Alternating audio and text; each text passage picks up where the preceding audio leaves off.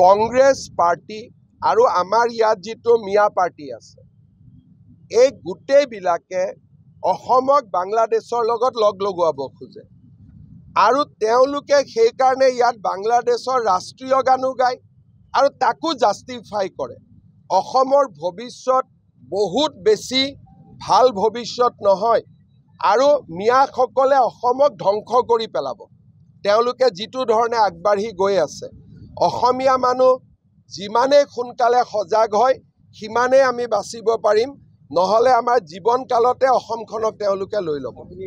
মাটি যি দখল কৰিছে, ছোৱালী উঠাই লৈ গৈছে, সেইবিলাকৰ লগত জুবিন গাৰ্গৰ তুলনা নহয় নহয়। সেইবিলাক হ'ল আমাৰ জীৱন মৰণৰ সমস্যা। আমি ক'ত জীয়াই থাকিম? এইটো ইছ্যু ডাইভাৰ্ট হ'ব নোৱাৰে। বাংলাদেশী মিয়া ইছ্যু অসমত অহা 30 বছৰলৈকে থাকিব।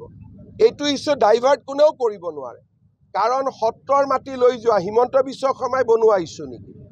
লাভ জেহাদ হিমন্ত বিশ্ব শৰ্মাই বনোৱা ইছ্যু নেকি?